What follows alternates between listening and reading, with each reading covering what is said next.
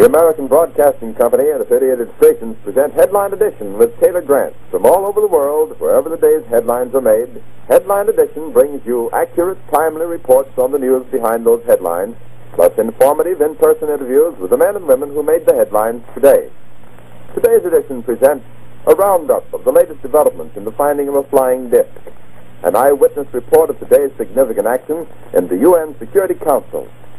Ohio Congressman Thomas A. Jenkins commenting on today's House action on tax legislation, a special report on the status of soft coal negotiations, and the details of today's all-star baseball game reported from Chicago. Stay in step with history in the making. Stay tuned to Headline Edition. And now, here's Taylor Grant. Late this afternoon, a bulletin from New Mexico suggested that the widely publicized mystery of the flying saucers may soon be solved. Army Air Force officers reported that one of the strange discs had been found and inspected sometime last week.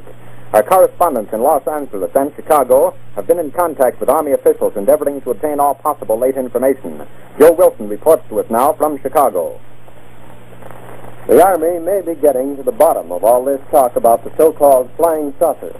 As a matter of fact, the 509th Atomic Bomb Group headquarters at Roswell, New Mexico, reports that it has received one of the discs which landed on a ranch outside Roswell.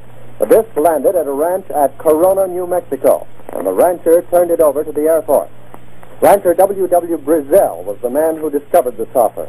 Colonel William Blanchard of the Roswell Air Base refuses to give details of what the flying disc looks like. In Fort Worth, Texas, where the object was first sent, Brigadier General Roger Ramey says that it is being shipped by air to the AAF Research Center at Wright Field, Ohio. A few moments ago, I talked to officials at Wright Field, and they declared that they expect the so-called flying saucer to be delivered there, but that it hasn't arrived as yet. In the meantime, General Ramey describes the object as being of flimsy construction, almost like a box type. He says that it was so battered that he was unable to determine whether it had a disc form, and he does not indicate its size. Ramey says that so far as can be determined, no one saw the object in the air, and he describes it as being made of some sort of tinfoil. Other Army officials say that further information indicates that the object had a diameter of about 20 to 25 feet, and that nothing in the apparent construction indicated any capacity for speed, and that there was no evidence of a power plant. The disc also appeared too flimsy to carry a man. Now, back to Taylor Grant in New York.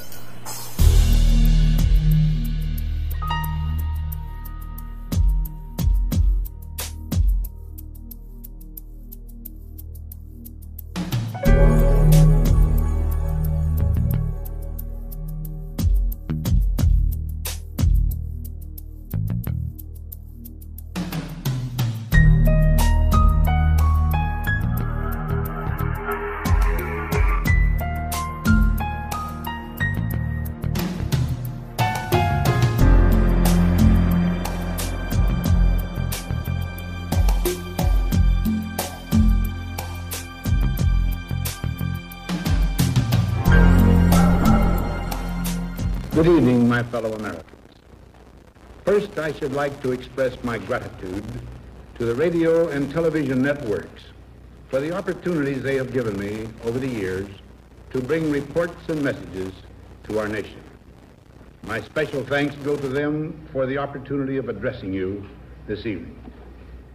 3 days from now, after half a century in the service of our country, I shall lay down the responsibilities of office as, in traditional and solemn ceremony, the authority of the presidency is vested in my successor. This evening, I come to you with a message of leave-taking and farewell, and to share a few final thoughts with you, my countrymen. In this final relationship, the Congress and the administration have, on most vital issues, cooperated well. To serve the nation good, rather than mere partisanship, and so have assured that the business of the nation should go forward. We face a hostile ideology, global in scope, atheistic in character, ruthless in purpose, and insidious in method. Unhappily, the danger it poses promises to be of indefinite duration. To meet it successfully, there is call for not so much the emotional and transitory sacrifices of crisis, but rather those which enable us to carry forward steadily, surely, and without complaint, the burdens of a prolonged and complex struggle with liberty, the stake. Only thus shall we remain, despite every provocation, on our charted course toward permanent peace and human betterment. Crises there will continue to be. In meeting them, whether foreign or domestic, great or small, there is a recurring temptation to feel that some spectacular and costly action could become the miraculous solution to all current difficulties. A huge increase in newer elements of our defense. Good judgment seeks balance in progress. Lack of it eventually finds imbalance and frustration. The record of many decades stands as proof that our people and their government have, in the main, understood these truths and have responded to them well in the face of threat and stress. But threats, new in kind or degree, constantly arise. Of these I mention two only. A vital element in keeping the peace is our military establishment. Our arms must be mighty, ready for instant action, so that no potential aggressor may be tempted to risk his own destruction. Our military organization today bears little relation to that known of any of my predecessors in peacetime, or indeed by the fighting men of World War II or Korea. Until the latest of our world conflicts, the United States had no armaments industry. American makers of plowshares could, with time and as required, make swords as well. But we can no longer risk emergency improvisation of national defense. We have been compelled to create a permanent armaments industry of vast proportions. Added to this, 3.5 million men and women are directly engaged in the defense establishment. We annually spend on military security alone more than the net income of all United States corporations. Now, this conjunction of an immense military establishment and a large arms industry is new in the American experience. The total influence, economic, political, even spiritual, is felt in every city, every state house, every office of the federal government. We recognize the imperative need for this development, yet we must not fail to comprehend its grave implications. Our toil, resources, and livelihood are all involved. So is the very structure of our society. In the councils of government, we must guard against the acquisition of unwarranted influence, whether sought or unsought, by the military-industrial complex. The potential for the disastrous rise of misplaced power exists and will persist. We must never let the weight of this combination endanger our liberties or democratic processes. We should take nothing for granted. Only an alert and knowledgeable citizenry can compel the proper meshing of the huge industrial and military machinery of defense with our peaceful methods and goals.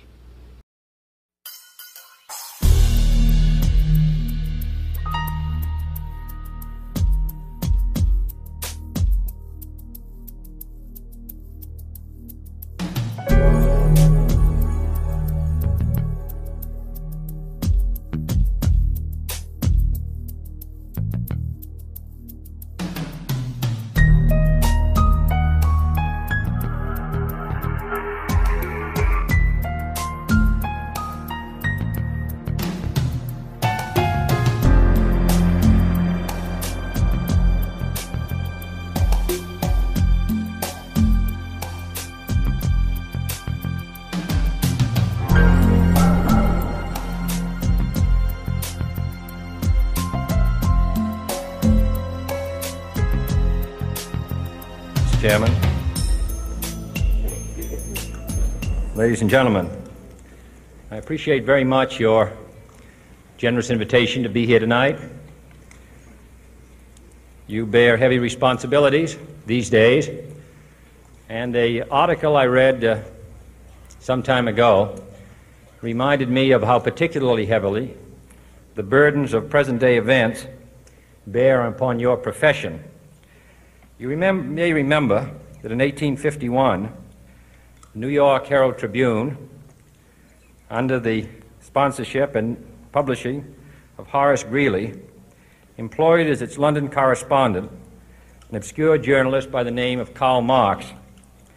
We are told that foreign correspondent Marx, stone broke, and with a family ill and undernourished, constantly appealed to Greeley and managing editor Charles Dana for an increase in his munificent salary of $5 per installment, a salary which he and Ingalls ungratefully labeled as the lousiest petty bourgeois cheating.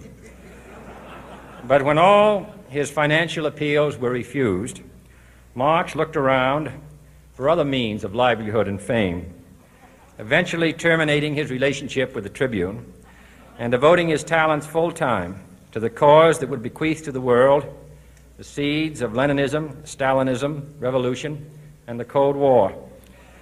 If only this capitalistic New York newspaper had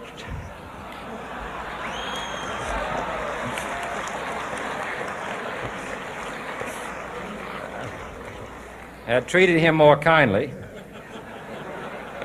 if only Marx had remained a foreign correspondent, history might have been different. And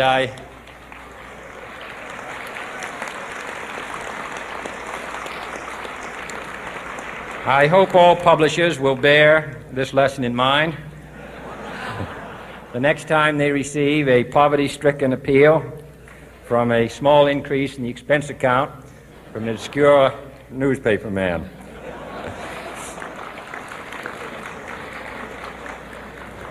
I have selected as the title of my remarks tonight, "The President and the Press."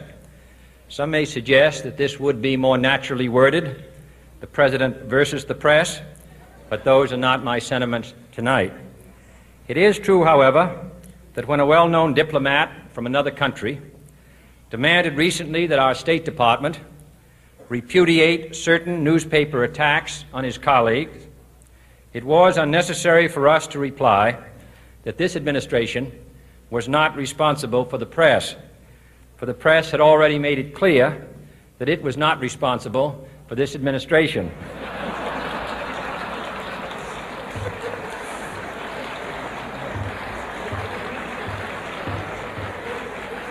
Nevertheless, my purpose here tonight is not to deliver the usual assault on the so-called one-party press. On the contrary, in recent months, I have rarely heard any complaints about political bias in the press, except from a few Republicans. Nor is it my purpose tonight to discuss or defend the televising of presidential press conferences. I think it is highly beneficial to have some 20 million Americans regularly sit in on these conferences to observe, if I may say so, the incisive, the intelligent, and the courteous qualities displayed by your Washington correspondents. Nor, finally, are these remarks intended to examine the proper degree of privacy which the press should allow to any president and his family. If, in the last few months, your White House reporters and photographers have been attending church services with regularity, that has surely done them no harm.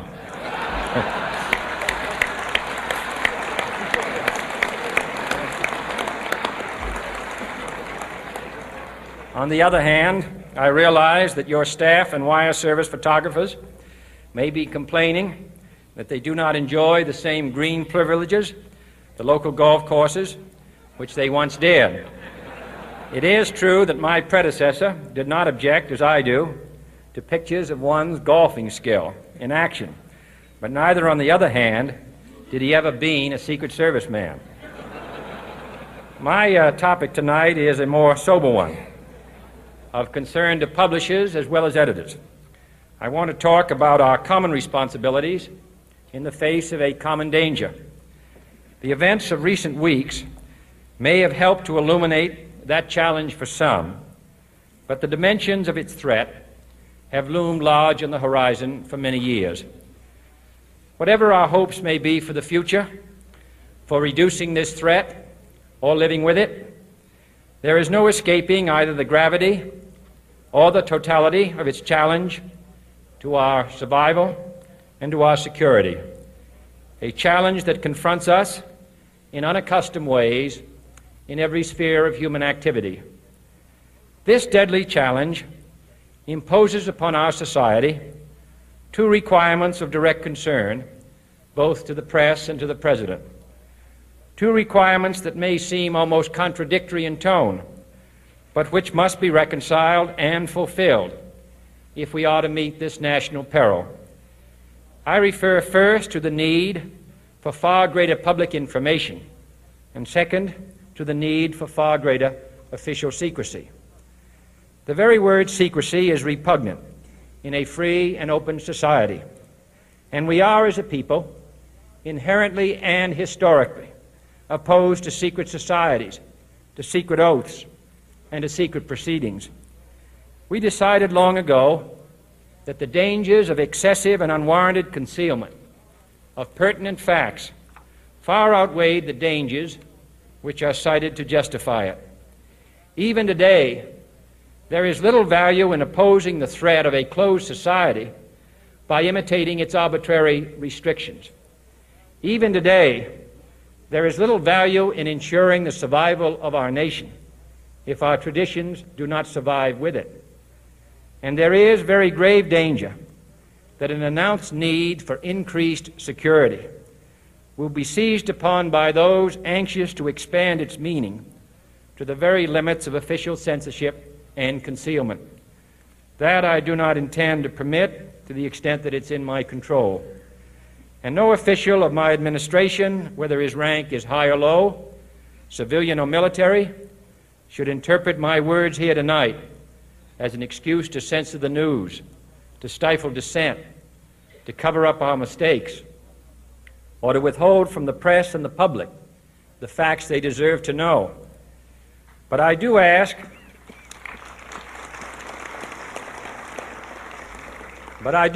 every publisher, every editor, and every newsman in the nation to re-examine his own standards and to recognize the nature of our country's peril. In time of war, the government and the press have customarily joined in an effort based largely on self-discipline to prevent unauthorized disclosures to the enemy. In times of clear and present danger, the courts have held that even the privileged rights of the First Amendment must yield to the public's need for national security. Today, no war has been declared, and however fierce the struggle may be, it may never be declared in the traditional fashion. Our way of life is under attack. Those who make themselves our enemy are advancing around the globe. The survival of our friends is in danger, and yet no war has been declared. No borders have been crossed by marching troops.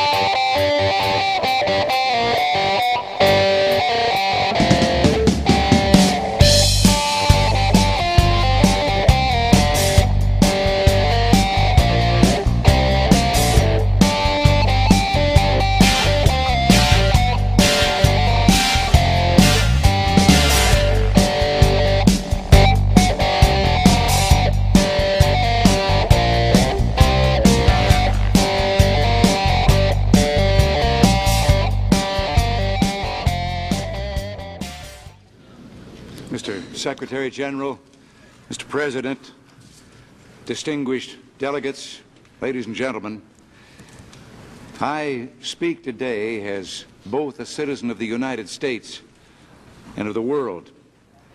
I come with the heartfelt wishes of my people for peace, bearing honest proposals and looking for genuine progress.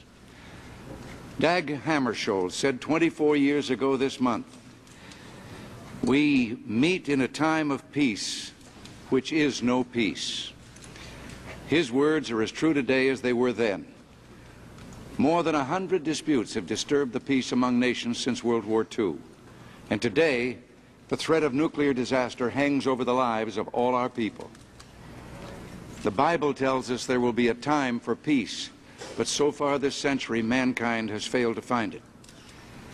The United Nations is dedicated to world peace, and its charter clearly prohibits the international use of force. Yet the tide of belligerence continues to rise. The Charter's influence has weakened even in the 4 years since the first special session on disarmament. We must not only condemn aggression, we must enforce the dictates of our Charter and resume the struggle for peace. The record of history is clear. Citizens of the United States resort to force reluctantly and only when they must. Our foreign policy, as President Eisenhower once said, is not difficult to state.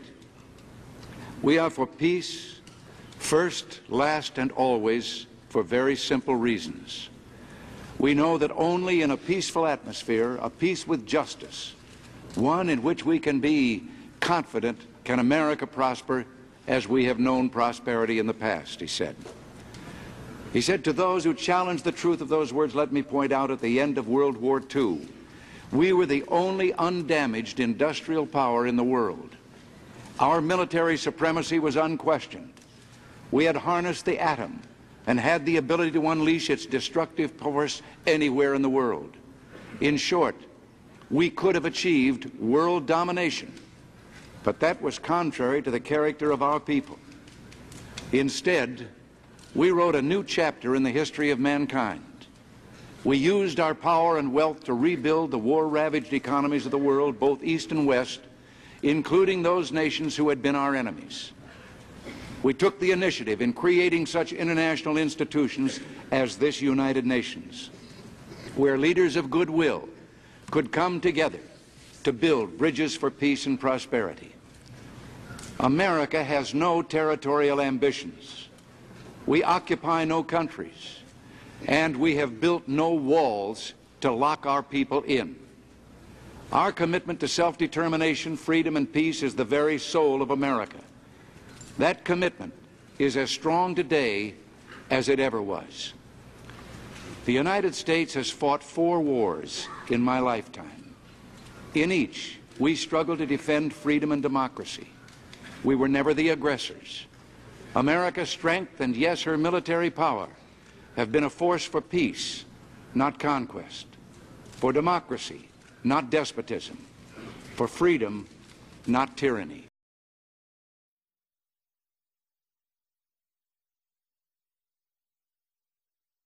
And your children. I couldn't help at one point in my discussions privately with General Secretary Gorbachev, when you stop to think that we're all God's children wherever we may live in the world, I couldn't help but say to him, just think how easy his task and mine might be in these meetings that we held if suddenly there was a threat to this world from some other species, from another planet, outside in the universe. We'd forget all the little local differences that we have between our countries, and we would find out once and for all that we really are all human beings here on this earth together. Well, I don't suppose we can wait for some alien race to come down and threaten us, but I think that between us we can bring about that realization. Thank you all. God bless you all.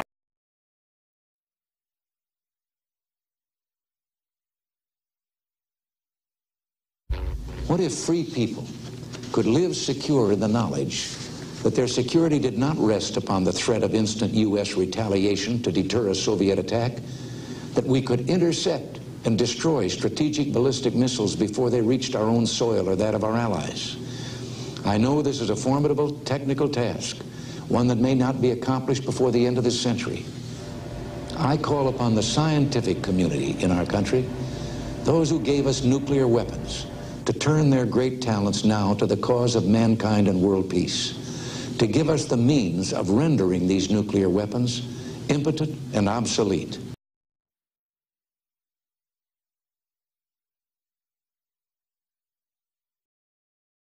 Perhaps we need some outside universal threat. I occasionally think how quickly our differences worldwide would vanish if we were facing an alien threat from outside this world. And yet, I ask you, is not an alien force already among us? What could be more alien to the universal aspirations of our peoples than war and the threat of war?